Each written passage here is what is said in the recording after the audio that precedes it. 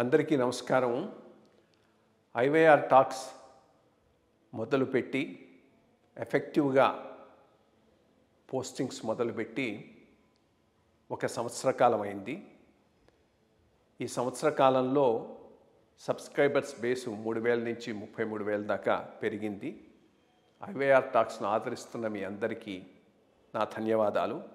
భవిష్యత్తులో కూడా ఇదే రకంగా ఐవైఆర్ టాక్స్ని మీరు ఆదరిస్తారని ఆశిస్తూ ఉన్నాను. Thank you. అది దిగిపోయిన తర్వాత అప్పుడు ఏమైంది, ఎన్టీ రామారావు వీళ్ళందరూ కూడా అప్పుడు అదేంటి స్టూడియోలో ఉండేవారు. అదేం స్టూడియో, మన కాదు ఇక్కడే స్టూడియో అనండి, మన ముషీరాబాద్ స్టూడియో. దాన్ని ఏమనేవాళ్ళు అప్పుడు, అప్పుడే రామకృష్ణ స్టూడియోస్. సో ఆ స్టూడియోలో ఉన్నప్పుడు నాకు ఏం అసైన్మెంట్, నేను అప్పుడు డీసీపీ ఈస్ట్. సో అప్పుడు నన్ను అక్కడ వెళ్ళి వాళ్ళు నిజంగా అక్కడ ఫ్రీగా ఉన్నారా, లేక are they really held captive? లేదు, ఇక్కడ నేను చిన్న మాట చెప్పాలి. మీరు చెప్పే ముందు ఒక మాట చెప్తాను.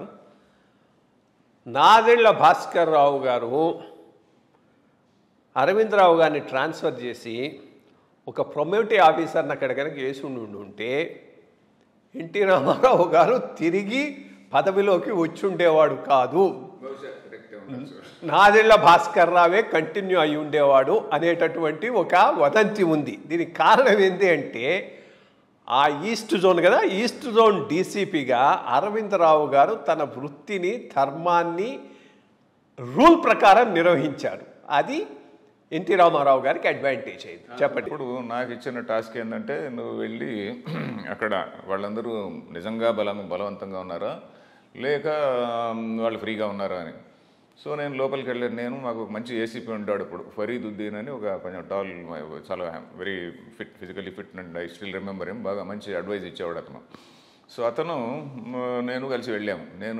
మేము జస్ట్ అనౌన్స్ అవర్ రిజల్ట్స్, ఇట్లా నేను వచ్చానంటే, రండి బ్రదర్ అని చెప్పాను. ఆయన ఎన్టీ రామారావు గారి కింద కూర్చొని ఉన్నాడు దీనిపైన గద్దె, నన్ను కూడా అక్కడ కూర్చోమన్నారు. తర్వాత మేము పర్పస్ ఏంటి చెప్పండి అంటే, నేను అందరినీ అడ్రస్ చేసి ఏదో మాట్లాడాము. ఇట్లా ఉంది, దేర్ ఇస్ అన్ ఇంప్రెషన్, మీరు అందరూ బలవత్కారంగా ఉన్నారని. నేను అందుకని ఇంటర్వ్యూ చేయడానికి వచ్చాను. మిమ్మల్ని అందరినీ ఒక్కరొక్కరినే పక్కకు పిలిచి అడుగుతాను, మీరు ధైర్యంగా చెప్పండి అని చెప్పాను. సో అందరినీ చెప్పాను అప్పుడు, నిర్భయంగా చెప్పండి, మేము అందరు పోలీసులందరూ కూడా ఉన్నాము, మీకేం ఎలాంటి భయం లేదు అని. సో ఆ విధంగా అందరినీ ఒకరొకరిని బయటికి తీసుకెళ్ళి అడిగాము. తర్వాత మాకు ఇన్ఫ్యాక్ట్ ఎవరు అందరు కూడా వాళ్ళు నిజంగా they were all sympathisers of NT Rama Rao only. So అందుకని నేను ఉన్నదన్నట్టు రిపోర్ట్ ఇచ్చా. సో కొంచెం ఆయనకు చాలా బాధ అయింది, నాదెళ్ల భాస్కర్ రావు గారికి. ఆ సమయంలోనే ఏం జరిగిందంటే, అప్పుడే Ganesh procession within a couple of days వచ్చింది. Within a couple of days వస్తే ఏమైంది, అప్పుడు దానివల్ల ఏమైంది, ఐ థింక్ అప్పుడు మన విజయరామారావు గారిని ట్రాన్స్ఫర్ చేశారు. నేను చేసిన పనికి విజయరామారావు గారి పైన దెబ్బ పడింది. సో ఎనీవే, అప్పుడు మన కమ్యూనల్ రైట్స్ జరిగింది అంటే, అప్పుడు హైదరాబాద్లో ఒక బ్యాడ్ హ్యాబిట్ అని కాదులే, ఇప్పుడు కూడా ఉంది అది. ఏంటంటే, ఇప్పుడు డీసీపీ ఉన్నాడు అనుకోండి, ఆ డీసీపీ పైన ఇంకొక సీనియర్ ఆఫీసర్ని తెచ్చిపెడతారు. సో మన ఈస్ట్ జోన్కి నా పైన ఇంకొక సీనియర్ ఆఫీసర్ని తెచ్చిపెడితే ఏమైంది, అప్పుడు అక్కడ వాళ్ళందరూ కూడా అజిటేషన్ చేసేటువంటి వాళ్ళు, అజిటేటింగ్ మాబ్ అంతా వచ్చి షాపులన్నీ లూట్ చేయడం, షాపులు తగలబెట్టడం, ఇవన్నీ చేస్తుంటే, ఈయన నో ఇవంతా అయిపోయింది, మన చేతిలో ఏమి లేదు, మనం ఏం చేయలేము అని చెప్పని నా పైన ఉన్నటువంటి ఇన్ఛార్జ్ ఆఫీసర్ ఉన్నాడు. నేను అప్పుడు ఓవర్ డిసిప్లిన్డ్ కదా, మరి నా పైన సీనియర్ ఉన్నాడు, ఇట్లా ఉన్నాడు కదా అని చెప్పి నేనేదో ఊరికనే ఉన్నాను.